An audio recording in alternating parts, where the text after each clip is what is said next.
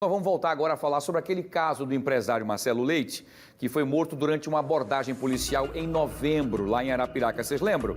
Pois é, após a divulgação do laudo da reprodução simulada dessa abordagem policial e a constatação feita pela polícia científica de que há consistência entre as versões dos policiais militares e das testemunhas. O advogado Napoleão Lima, responsável por fazer a defesa dos policiais suspeitos, afirmou que a versão de seus clientes condiz com os fatos narrados por eles.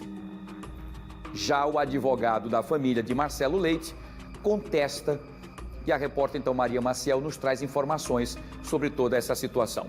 Maria Maciel está comigo ao vivo nesse exato momento para trazer. É isso? Vou chamar a matéria com a Maria Maciel. Daqui a pouquinho eu trago a Maria ao vivo para a gente falar sobre isso. Vamos ver. A reprodução simulada foi realizada em Arapiraca no dia 16 de janeiro, próximo ao 3º Batalhão da Polícia Militar, local onde o empresário Marcelo Leite foi gravemente ferido com um tiro de fuzil. O laudo já foi concluído pela Polícia Científica de Alagoas e apontou consistência entre os depoimentos dos PMs e das testemunhas do caso. Segundo o advogado de defesa dos policiais militares, o laudo vem apenas confirmar o que eles já haviam dito em depoimento. A verdade realmente veio à tona, era necessário ser feita essa perícia porque havia dúvidas por conta de uma divergência apresentada por uma testemunha que foi arrombada aí pelos delegados de polícia, né, da DEIC. E aí chegou finalmente a conclusão desse laudo e o laudo foi enfático a dizer que não houve nenhuma divergência em relação aos depoimentos dos policiais que participaram da reprodução simulada. O principal questionamento era em relação se ele teria ou não havia possibilidade de visualizar que ele estivesse com arma ou não no veículo. Exatamente, esse foi o motivo principal para ser requerido pelo juiz e pelo Ministério Público a reprodução simulada. De modo que restava ainda a dúvida se efetivamente o que os policiais disseram correspondia com a verdade. E aí a perícia foi enfática, respondeu a pergunta que não queria calar, se de fato Marcelo tinha ou não em suas mãos apontado uma arma de fogo para a polícia. E aí o laudo pericial chegou à conclusão, né, foi enfático ao dizer que efetivamente ele apontou realmente uma arma de fogo, que existia uma arma de fogo nas mãos do Marcelo. Um dos principais pontos analisados pelos peritos foi a versão apresentada pelos PMs, que apontavam Marcelo em posse de uma arma de fogo. Durante a simulação, que analisou as condições de luminosidade da rua e o campo visual dos PMs com relação ao carro do empresário, os peritos concluíram que era possível ver Marcelo portando ou apontando alguma arma de fogo para os policiais durante a abordagem. Mas o advogado da família contesta e diz que Marcelo não estava armado durante a abordagem dos PMs. O que aconteceu de fato após toda essa análise probatória, vídeos que foram anexados, fotografias, documentos, é que houve a prática de um homicídio que vitimou Marcelo. Além disso, houve a modificação intencional da cena do crime, com o objetivo de se apagar provas e não conseguir constatar que houve de fato a prática do homicídio. E o terceiro ponto foi, para justificar amanhã uma legítima defesa, se implantou uma arma de fogo velha e enferrujada. E esta arma depois foi levada à delegacia de polícia para dizer que o Marcelo havia cometido um crime de porte legal de arma de fogo com numeração raspada, que é um crime hediondo. A condução de uma informação à delegacia de polícia afirmando que houve a prática de um crime quando sabe que não cometeu é denunciação caluniosa.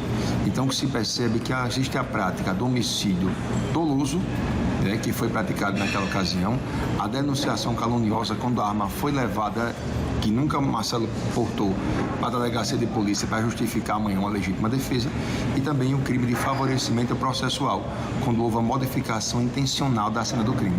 A reprodução simulada é um dos elementos da investigação. De posse agora desse laudo, a Polícia Civil então vai poder concluir o inquérito. Do centro de Maceió, Maria Maciel. Muito bem, ainda falando sobre esse assunto, nós vamos agora ao vivo com a Maria Maciel para a gente poder entender como é que está o inquérito desse caso nesse exato momento. Ela está ao lado do delegado que está comandando, inclusive, toda essa investigação. Maria Maciel, é você. Bom dia, quais são as novidades? Bom dia, Wilson. Como a gente viu, né, esse laudo da reprodução simulada era uma pecinha que faltava aí para fechar todo esse quebra-cabeça, depois de um longo trabalho feito pela polícia em relação a ouvir testemunhas, tudo o que era necessário, então, para chegar a uma conclusão. Aqui do meu lado está o delegado Igor Diego, que vai falar para a gente, então, agora quais são os prazos, né? Quais os passos daqui para frente, então, esse inquérito ele já pode ser concluído? Bom dia. Bom dia, recebemos o laudo de reprodução simulada dos fatos e era uma perícia que estava faltando para o inquérito policial e agora, nesse momento, nós temos que dar continuidade às investigações e o próximo passo é reunir a comissão dos delegados que estão responsáveis pelo caso, formada por mim, pelo doutor Sidney Tenório e pelo doutor Felipe Caldas, todos delegados da DEIC, que amanhã iremos analisar todos esses detalhes, todos os pontos sensíveis e concluirmos pela finalização do inquérito policial ou pela necessidade de mais alguma diligência. Quando a gente fala em reprodução simulada, muitas vezes existe aquela imagem de que pode mudar alguma coisa no processo. Nem sempre, né? Mas pode ou não alterar aí o que vocês estavam realizando diante de tudo aí que viram? Exatamente, a reprodução é apenas mais uma perícia, né, que vem a ser juntada agora e que será analisada com todas as outras provas que foram produzidas até o momento. Então é importante dizer que nós temos perícia do veículo da pessoa que estava conduzindo, com os disparos que foram efetuados, a localização desses disparos. Temos também a perícia realizada nas armas de fogo utilizadas. Temos também o laudo de reprodução simulada, as imagens que foram coletadas. Temos os depoimentos dos familiares, os depoimentos das testemunhas, os interrogatórios de todos os policiais que participaram da abordagem.